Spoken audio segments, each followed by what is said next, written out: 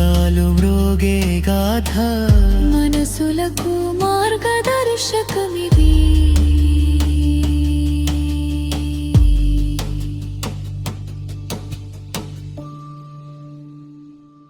రాముడు, సీతమ్మ, లక్ష్మణుడు రాచవీధులలో నడుచుకుంటూ దశరథ మహారాజు ఉన్నటువంటి కైకేయ మందిరానికి పయనమయ్యారు. వారు అలా వెళుతుంటే చూస్తున్నటువంటి ప్రజలందరూ కన్నీరు పెట్టారు. ఎక్కడో హంసతులికా పాన్పులమీద ఉండవలసిన జనకుడి కూతురు, దశరథుడి పెద్ద కోడలు, రాముడి ఇల్లాలు అయినటువంటి సీతమ్మ నేడు ఇలా రాచవీధులలో పాదచారిగా నలుగురు చూస్తుండగా రాముడి వెనకాల నడుచుకుంటూ వెళుతుంది. కాలం అంటే ఇదే కదా. నిన్న రాత్రి పట్టాభిషేకం అనుకున్న రాముడికి నేడు అరణ్యవాసం చేయవలసిన స్థితి ఏర్పడిందని అందరూ విశేషమైన గౌరవభావంతో చూడడానికి వచ్చారు. అలా వారు దశరథ మహారాజు ఉన్నటువంటి ప్రాసాదానికి చేరుకున్నారు. రాముడు, సీతాలక్ష్మణ సహితుడై వచ్చాడని మా తండ్రిగారికి నివేదించండి. నేను నా ప్రాసాదములోని సమస్త వస్తువులని దానం చేసేసి వచ్చాను. ఒక్కసారి వారి దర్శనం చేసుకొని నేను బయలుదేరదామని అనుకుంటున్నాను అని అక్కడే ఉన్నటువంటి సుమంత్రుడితో రాముడు చెప్పాడు. రాముడు చెప్పిన మాటలని సుమంత్రుడు దశరథుడికి చెప్పగా దశరథుడు ఇలా అన్నాడు: సుమంత్రా, రాముడిని దర్శనానికి లోపలికి పంపకు. రాముడికంటే ముందు నా భార్యలందరినీ తీసుకుని కౌసల్యని ఇక్కడికి రమ్మను అని దశరథుడు అన్నాడు.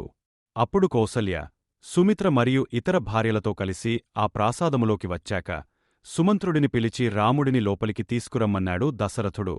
లోపలికి వస్తున్న రామలక్ష్మణులని చూసిన దశరథుడు పరిగెత్తుకుంటూ వాళ్ల దగ్గరికి వెళ్లబోయి మధ్యలోనే నేలమీద కళ్ళు తిరిగా పడిపోయాడు. తరువాత ఆయన తేరుకున్నాక రాముడు ఇలా అన్నాడు: తండ్రి, మీరు కోరినట్టు 14 సంవత్సరాలు అరణ్యవాసం చేయడానికి దండకారణ్యానికి బయలుదేరుతున్నాను. నాతో పాటుగా నన్ను అనుగమించి ఉండడానికి సీత కూడా బయలుదేరింది. నన్ను విడిచి ఉండలేక లక్ష్మణుడు కూడా నాతో వస్తున్నాడు. అందుకని మేము ముగ్గురము అరణ్యానికి బయలుదేరుతున్నాము. మీరు ఈ పృథ్వికి ప్రభువులు, మాకు తండ్రి. అందుకని మాకు అనుమతిని కటాక్షించి దండకారణ్యానికి వెళ్లడానికి అనుగ్రహించండి అని దశరథుడి పాదాలు పట్టుకున్నాడు. దశరథుడు రాముడిని పైకి లేపి, నన్ను కైక వంచించి నిగ్రహించి, ఆ 2 వరాలు ఇవ్వకపోతే వీలులేదు అని సత్యమనే పాసంతో నన్ను కట్టేసింది. కాబట్టి నేను ఇప్పుడు ఏమి చేయలేని స్థితిలో ఉన్నాను. అందుకని నువ్వు నన్ను ఖైదు చేసేసి ఈ రాజ్యాన్ని తీసేసుకో. అలాగైనా నిన్ను రోజూ చూసుకోవచ్చు. నిన్ను చూడకుండా నేను ఉండలేను రామా అని అన్నాడు. మీరు ఇలాంటి మాటలు మాట్లాడకూడదు, నేను వినకూడదు. కావున నన్ను ఆశీర్వదించండి. నేను అరణ్యాలకి వెళతాను అని రాముడన్నాడు. అప్పుడు దశరథుడు, సరే రామా, నువ్వు అలాగే వెళ్ళిపో. కాని ఈ ఒక్కరాత్రి ఇక్కడే ఉండు. నీకు కావలసిన కోరుకున్న భోగములన్నిటినీ అనుభవించు. నేను కౌసల్యతో ఈ రాత్రంతా నిన్ను చూస్తూనే గడుపుతాము అన్నాడు. అప్పుడు రాముడు, ఇవ్వాళ రాత్రి నన్ను భోగములను అనుభవించమంటున్నారు. కాని 14 సంవత్సరాలు నేను అరణ్యవాసం చెయ్యాలి కదా. అప్పుడు నాకు వీటిని ఎవరిస్తారు? 14 సంవత్సరాల అరణ్యవాసం ముందుండగా ఒక్కరాత్రి భోగాలు ఎందుకు? మీరు కైకమ్మకి ఏ మాట ఇచ్చారో ఆ మాటమీదే నిలబడి తొందరగా భరతుడికి పట్టాభిషేకం చేయించండి. నేను సంపాదించిన పుణ్యమేదన్నా ఉంటే దానిమీద ఒట్టుపెట్టి చెప్తున్నాను. నేనేమీ ఆక్రోశంతో వెళ్లడంలేదు. మీరు ఇచ్చిన మాట నిలబెట్టడం కోసం అవసరమైతే రాజ్యాన్ని, సీతని, సుఖాన్ని, స్వర్గాన్ని కూడా వదిలేస్తాను. నేను ఎవరికైతే పుట్టానో ఆ తండ్రి సత్యమునందు నిలబడాలి. ఆ తండ్రి సత్యమునందు నిలబడడంలో నా ప్రవర్తన వల్ల ఇబ్బంది పడకూడదు అన్నాడు. ఈ మాటలు విన్న దశరథుడు కైకేయ వంక చాలా అసహ్యంగా చూసి, చూడు, నీవల్ల నాకు ఈనాడు ఎటువంటి పరిస్థితి వచ్చిందో అన్నట్టు చూశాడు. కాని కైకేయ మాత్రం, నువ్వు వాళ్లని ఇక్కడినుంచి తొందరగా పంపించేయి అన్నట్టు సైగ చేసింది. ఇది గమనించిన సుమంత్రుడు ఆగ్రహంతో, ఛీ, దుష్టురాల, మహాపాపి! పర్వతములను ఎలా కదపలేమో అటువంటి ధీరుడు మహారాజు, సముద్రము ఏ విధంగా క్షోభింపపడదో అటువంటి గాంభీర్యము కలవాడు మహారాజు. అటువంటి మహారాజు నిన్న రాత్రి నుండి ఏడుస్తున్నాడు, నిన్ను బతిమాలుతున్నాడు. ఇన్ని చేసినా నీ మనస్సు కరగలేదు. నిన్ను చూస్తుంటే నాకు ఒక విషయం గుర్తుకు వస్తుంది. అదేంటంటే ఆడపిల్ల 90% తల్లినే పోలి ఉంటుంది. మరి నీకు నీ తల్లి పోలిక రాక ఇంకెవరి పోలిక వస్తుంది? నీ తల్లి గురించి మాకు తెలుసు. నీ తండ్రిగారికి సర్వప్రాణుల మనస్సులలోని విషయాలని, వాటి భాషని అర్థం చేసుకునే విద్య తెలుసు.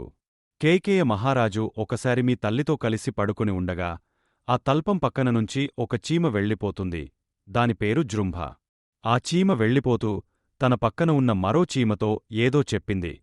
కైకేయ మహారాజుకి అన్ని ప్రాణుల భాష అర్థమవుతుంది కనుక ఆ చీమ మాటలు విన్న కైకేయ మహారాజు ఫక్కున నవ్వాడు. అప్పుడు నీ తల్లి ఎందుకు నవ్వావు అని రాజుని అడిగింది. ఆ చీమల మాటలు వింటే నాకు నవ్వొచ్చింది, అందుకే నవ్వాను అన్నాడు. కాదు, ఆ చీమ నామీద ఏదో పరిహాసమాడింది, అందుకే నువ్వు నవ్వావు. అసలు ఆ చీమ ఏమందో చెప్పు అనింది.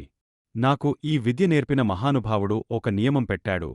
దాని ప్రకారం నేను నాకు అర్థమైన విషయాలని బయటకు చెపితే నా తల 1000 ముక్కలు అవుతుంది. అందుకని నేను నీకు చెప్పలేను అన్నాడు. అప్పుడావిడ, నీ తల 1000 ముక్కలైతే నాకు వచ్చిన నష్టమేమిటి? నువ్వు ఎందుకు పరిహాసంగా నవ్వావో నాకు చెప్పాల్సిందే అనింది. అప్పుడా కైకేయరాజు తనకి ఈ విద్య నేర్పిన మహానుభావుడి దగ్గరికి వెళ్ళి జరిగినది చెప్పాడు. నిజం చెప్పి నా తల పోగొట్టుకోనా, చెప్పకుండా నా తలని కాపాడుకోనా అని అడిగాడు.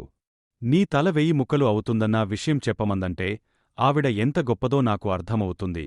ఆమె మళ్ళీ పట్టుబడితే నువ్వు ఆమెని వదిలెయ్యి అన్నాడు. అంత మంకుపట్టు పట్టిన స్త్రీ నీ తల్లి, అందుకని నీకు ఆవిడ పోలికే వచ్చింది అని అన్నాడు. అప్పుడు దశరథుడు, ఆ కైకేయికి ఎన్ని చెప్పినా ప్రయోజనముండదు సుమంత్రా. మీరు కొన్ని వందల రథాలని, చతురంగ బలాలని, ఏనుగుల్ని, గాయకులని, నాట్య బృందాలని సిద్ధం చెయ్యండి. రాముడు ఎక్కడ విడిది చేస్తే అక్కడ మధురాన్నం వండగలిగే వంటగాళ్ళని సిద్ధం చెయ్యండి. 14 సంవత్సరాలు రాముడు హాయిగా గడిపి రావడానికి కావలసిన ధనరాసులని పంపండి. పట్టుచీరలు పంపండి. రాత్రి రాముడు విడిది చేయడానికి డేరాలు పంపండి. ఆయనని రక్షించడానికి సైన్యాన్ని పంపండి. ఇవన్నీ రాముడు 14 సంవత్సరాలు ఎక్కడికి వెళితే అక్కడికి వెళ్ళాలి అని శాసనం చేస్తున్నాను. ఈ మాటలు విన్న కైకేయ ఇలా అనింది. పూర్వం నీ వంశంలో సగర చక్రవర్తి అసమంజసుడిని కట్టుబట్టతో అడవులకు పంపించాడు. నువ్వేమో ఇవ్వాళ రాముడి వెనకాల చతురంగ బలాలని పంపిస్తున్నావు. నువ్వు సారమంతా తీసుకెళ్ళి రాముడి వెనకాల పంపిస్తున్నావు. మిగిలిన ఆ పిప్పిని భరతుడికి ఇస్తున్నావు. అలా అయితే మాకు ఆ రాజ్యం అవసరంలేదు అని అనింది. అక్కడే ఉన్న సిద్ధార్థుడు అనే మంత్రి అసమంజసుడు పిల్లలని సరియు నదిలో తోసేసి వాళ్లు మరణిస్తే వేడుక చేసుకునేవాడు. అప్పుడు ప్రజలందరూ ఈ విషయాన్ని సగరుడికి చెప్పగా తన కుమారుడు తప్పు చేస్తున్నాడని అరణ్యాలకి పంపించాడు. రాముడికి అసమంజసుడికి పోలిక? రాముడి ప్రవర్తనలో ఒక్క దోషం నువ్వు నాకు చెప్పు. అలా చెప్పగలిగితే నువ్వు కాదు, మేమే రాముడిని అరణ్యాలకి పంపించేస్తాము అని చెప్పాడు. కైకేయ ఏమీ మాట్లాడలేకపోయింది. అప్పుడు దశరథుడు, ఈ కైకేయ రాముడిలో దోషం ఎంచగలదా? కేక, నువ్వు నన్ను వరం అడిగినప్పుడు రాముడు అరణ్యాలకి వెళ్లాలని అన్నావు కాని రాముడి వెనకాల ఎవరు వెళ్లకూడదు అని అడుగలేదు. నేను నీకు అలా వరమూ ఇవ్వలేదు. అందుకని నువ్వు నాకు ఎదురు చెప్పలేవు. కాబట్టి నేను శాసించినట్టు చతురంగ బలాలు రాముడి వెనకాల వెళతాయి అన్నాడు. ఈ మాటలు విన్న రాముడు, నేను తపస్వినై జీవించడానికి అరణ్యాలకి వెళుతుంటే నా వెనకాల చతురంగ బలాలు, రథాలు, ఏనుగులు ఎందుకు? నాకు ఇవేమీ వద్దు. నాకు నారచీరలు పట్టుకొచ్చి ఇవ్వండి. వాటిని కట్టుకుని నేను వెళ్ళిపోతాను అన్నాడు. ఈ మాటలు వినగానే కైకేయ సంతోషంతో గబగబా లోపలికి వెళ్ళి 3 జతల నారచీరలు పట్టుకుని వచ్చి రాముడికి ఇచ్చింది. అప్పుడు రాముడు లక్ష్మణుడు ఇద్దరు లోపలికి వెళ్లి మునులు ఎలా కట్టుకుంటారో అలా ఆ నారచీరలని కట్టుకుని వచ్చారు. అప్పుడా కైకేయ పక్కనే పట్టుచీర కట్టుకుని ఉన్న సీతమ్మ చేతిలో ఆ నారచీర పెట్టింది. ఇది చూసిన వశిష్ఠుడు, పాపివైన కైకేయ, నువ్వు శృతి తప్పుతున్నావు. ఊరుకున్న కొద్దీ అవధిమించి ప్రవర్తిస్తున్నావు. ఇదే ముహూర్తానికి రాముడి ఆత్మ అయిన సీతమ్మకి నేను పట్టాభిషేకం చేస్తాను. రాముడు తిరిగి వచ్చే వరకు సీతమ్మ రాజ్యాన్ని ఏలుతుంది. ఎవరు అడ్డు చెప్తారో, ఎవరు నాతో ధర్మాన్ని వాదిస్తారో మీ ఇష్టం. సీతమ్మకి నారచీరలు ఇవ్వడానికి నీకున్న అధికారమేమిటి? నువ్వు రాముడిని 14 సంవత్సరాలు అరణ్యాలకి వెళ్లమని అడిగావు. దశరథుడు ఆ కోరికని అంగీకరించాడు. కాని రాముని వెనకాల సీతమ్మ పత్నిధర్మంతో వెళుతుంది. అటువంటి సీతమ్మకి నారచీరలు ఇచ్చి నువ్వు ఘోరమైన దోషం చేశావు. నువ్వు ఆకాశానికి ఎగిరిపోయి అక్కడినుంచి కింద పడిపో, భూమిమీద అడ్డంగా పడిపో, ఎగిరి గంతులు వెయ్యి. కాని తన వంశమేమిటో, తన వంశంలో పుట్టిన రాజుల చరిత్ర ఏమిటో భరతుడికి క్షుణ్ణంగా తెలుసు. అందుకని భరతుడు రేపు రాజ్యాన్ని తీసుకోడు. అప్పుడా అప్రతిష్ఠ అంతా నీమీద పడుతుంది అని వశిష్ఠుడు అన్నాడు. సీతమ్మ నారచీరలు కట్టుకుందామని వెళ్ళి ఆ నారచీరలని కట్టుకోవడం చేతగాక కన్నుల నీరు పెట్టుకుని నిలబడింది. అప్పుడు రాముడు సీతమ్మ వంటిమీద ఉన్న చీరమీదనే నారచీర ఎలా కట్టుకోవాలో కట్టి చూపించాడు. ఈ కైకేయ దురాగతాన్ని ఆపేవాడు ఎవరులేరా అని దశరథుడి 300 మంది భార్యలు గుండెలు బాదుకుని ఏడిచారు. అప్పుడు దశరథుడు, కేక, ఆమె జనకుని కూతురు, నాకు కోడలిగా వచ్చింది. సీతమ్మని అరణ్యాలకి పంపమని నేను నీకు ఎన్నడూ వరం ఇవ్వలేదు. పతిని అనుగమించి ఆమె తన పాతివ్రత్యాన్ని చాటుకుంది అని తన కోశాధికారిని పిలిచి 14 సంవత్సరాలపాటు సీతమ్మ కట్టుకున్న చీర కట్టకుండా ఉండడానికి ఎన్ని చీరలు కావాలో అన్ని చీరలు తెప్పించాడు. అలాగే సీతమ్మ రోజూ పెట్టుకోడానికి నగలు, రత్నములతో కూడిన ఆభరణములని తీసుకొచ్చి సీతమ్మకి ఇమ్మన్నాడు దశరథుడు.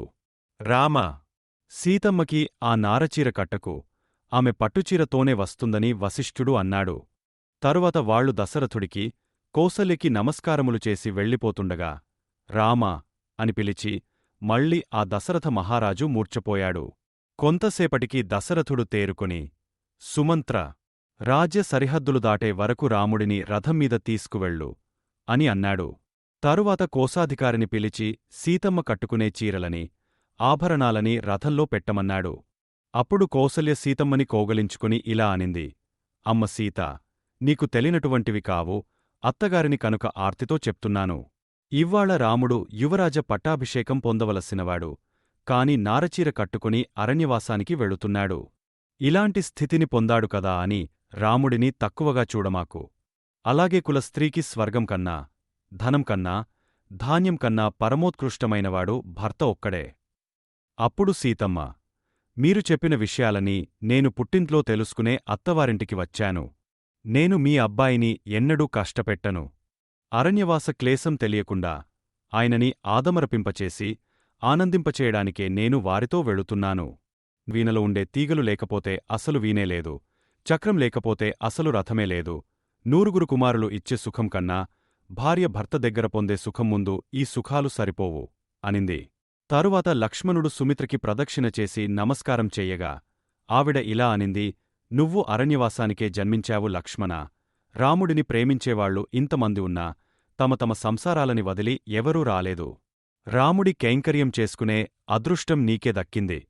నువ్వు ఏమరపాటు లేకుండా సర్వకాలములయందు సీతారాములని రక్షిస్తూ ఉండు. లక్ష్మణా, నువ్వు రాముడిని నీ తండ్రి అనుకో, సీతమ్మని నీ తల్లి అనుకో, వాళ్ళిద్దరూ ఉన్న అడవి అయోధ్య అనుకుని సుఖంగా వెళ్ళిపో అనింది. రాముడు సీతమ్మతో, లక్ష్మణుడితో కలిసి ఆ రథాన్ని ఎక్కాడు.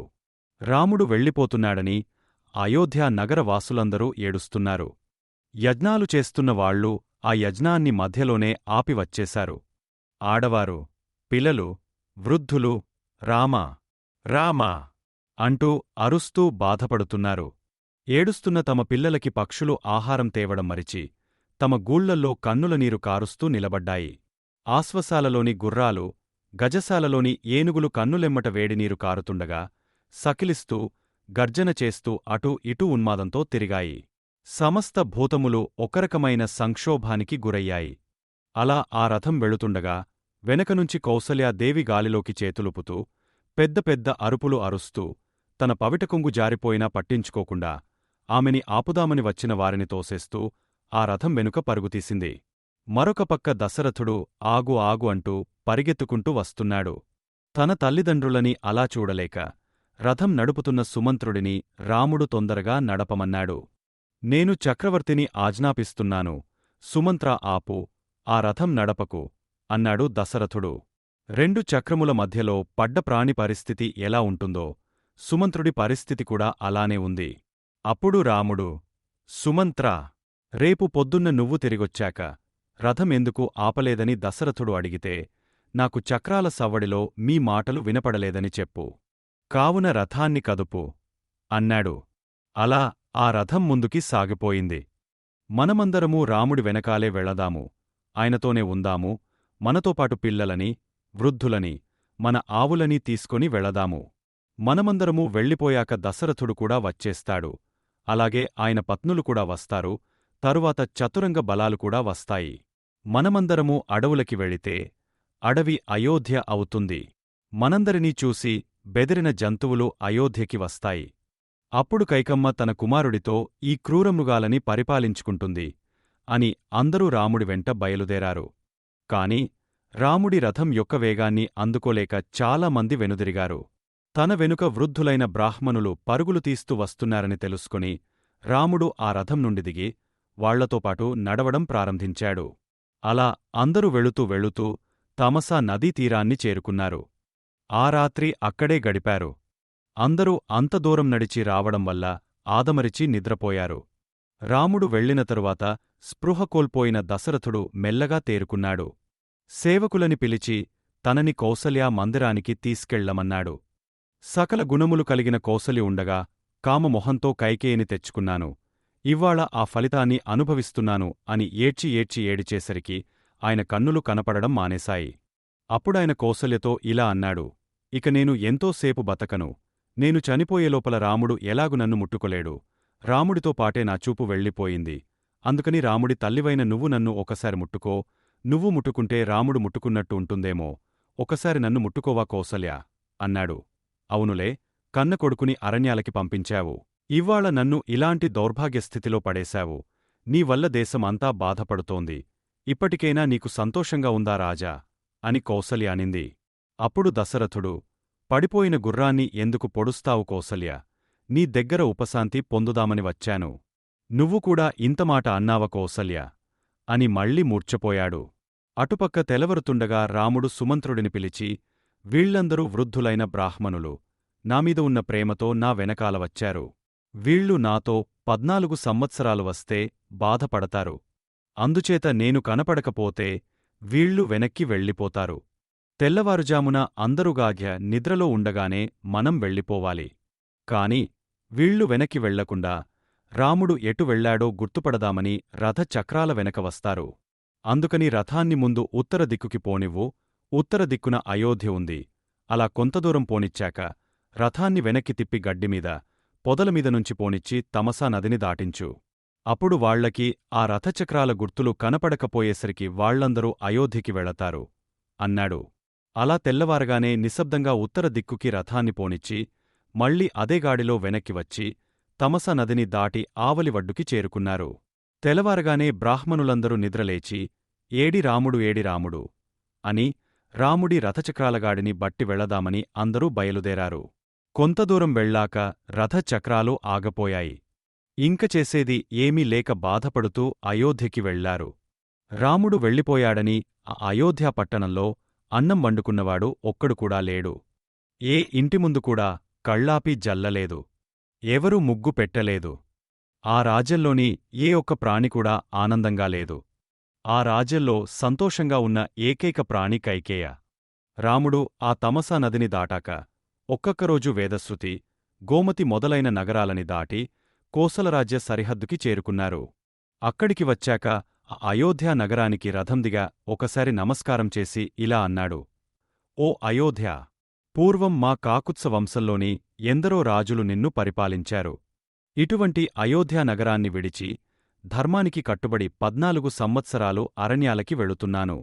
తిరిగి నేను ఈ అయోధ్య నగరంలో ప్రవేశించి మా తల్లిదండ్రుల పాదములకు నమస్కరించే అదృష్టాన్ని నాకు ప్రసాదించు అని వేడుకున్నాడు. తరువాత వాళ్లు ఆ కోసల దేశ సరిహద్దుల్ని దాటి గంగా నదీ తీరాన్ని చేరుకున్నారు. అక్కడ ఒక ఇంగుది, గార, వృక్షం యొక్క నీడలో అందరూ కూర్చున్నారు. ఆ ప్రాంతాన్ని శృంగిబెరపురము అని పిలుస్తారు. ఆ ప్రాంతానికి నిషాదుడైన గుహుడు అధిపతి. రాముడు అక్కడికి వచ్చాడని తెలుసుకుని ఆ ప్రాంతంలో ఉంటున్న గుహుడు పరుగున వచ్చి రాముడిని గట్టిగా కోగలించుకుని ఇలా అన్నాడు, రామా! ఇది కూడా నీ రాజ్యమే. ఇది కూడా నీ అయోధ్య అనే అనుకో. నీకోసమని రకరకాల పదార్థాలు, అన్నరాసులు తీసుకొచ్చాను, తీసుకోరామా అన్నాడు. ఇప్పుడు రాముడు, గుహా! మా అమ్మకి ఇచ్చిన మాట ప్రకారం నేను ఇవన్నీ తినకూడదు. కాని నువ్వు నాకోసం పరిగెత్తుకుంటూ వచ్చి ప్రేమతో ఈ రాజ్యం కూడా అయోధ్యే అన్నావు కదా, అప్పుడే నా కడుపు నిండిపోయింది. మా నాన్నగారికి ఈ గుర్రాలంటే చాలా ప్రీతి. అవి మమ్మల్ని ఇంత దూరం తీసుకొచ్చి అలసిపోయాయి. వాటికి కావలసిన గడ్డి మొదలైనవి ఇవ్వు అన్నాడు. ఆ రోజున గుర్రాలు సేద తీరాక ఆ ఇంగుది వృక్షం కింద సీతారాములు పడుకున్నారు. అప్పుడు గుహుడు లక్ష్మణుడిని కూడా పడుకోమనగా, నాకు నిద్ర వస్తుందని ఎలా అనుకున్నావు? రాముడు నేలమీద పడుకుని ఉండగా నా జీవితానికి ఇక సుఖం లేదు. దేవతలు రాక్షసులు కలిసి యుద్ధానికి వస్తే వాళ్లని నిగ్రహించగల మొనగాడు మా అన్నగారు. అలాంటి మా అన్నయ్య సీతమ్మతో కలిసి ఇలా పడుకుని ఉంటే నేనెలా పడుకోగలను అన్నాడు లక్ష్మణుడు. మరునాడు ఉదయం గుహుడు తీసుకొచ్చిన పడవ ఎక్కి సీతారామలక్ష్మణులు గంగని దాటడానికి సిద్ధపడుతున్నారు. అప్పుడు సుమంత్రుడు రాముడిని పిలిచి, నేను ఏమి చెయ్యను అని అడుగగా రాముడు ఇలా అన్నాడు, నువ్వు తిరిగ అయోధ్యకి వెళ్ళి మా తండ్రిగారికి, ముగ్గురు తల్లులకి నా నమస్కారములు చెప్పు, కోసలిని సర్వకాలములందు దశరథుడిని సేవించమని చెప్పు, భరతుడిని కుశలమడిగానని చెప్పు, వృద్ధుడైన చక్రవర్తిని ఏ ఒక కారణం చేత బాధ పెట్టవద్దని చెప్పు, తండ్రి మనస్కి అనుగుణంగా పరిపాలించమని చెప్పు అన్నాడు. అప్పుడు సుమంత్రుడు, రామా, నేను మీతోనే వస్తాను, మీ సేవ చేసుకుంటాను, ఏ రథమీద మిమ్మల్ని అరణ్యాలకి తీసుకువచ్చానో ఆ రథమీదే మిమ్మల్ని 14 సంవత్సరాల తరువాత అయోధ్యకి తీసుకువెళతాను అన్నాడు. నువ్వు నాతో వచ్చేస్తే కైకమ్మకి అనుమానం వస్తుంది. రాముడు అరణ్యవాసం చేయకుండా రథంమీద తిరుగుతున్నాడనుకుంటుంది. అందుకని నువ్వు ఖాళీ రథంతో వెనక్కి వెళ్ళి రాముడు గంగని దాటి అరణ్యాలకి వెళ్లాడని చెప్పాలి. అప్పుడు ఆమె సంతోషిస్తుంది. అందుకని నువ్వు బయలుదేరాలి అన్నాడు. వెంటనే సుమంత్రుడు అయోధ్యకి బయలుదేరాడు. ధర్మం నడిచే మార్గమీది, శ్రీరాముని కథ ఇది. లోకం నడిచే వెలుగిది, రామాయణమీది. యుగ యుగాలు మ్రోగే గాథ, మనసులకు మార్గదర్శకమిది.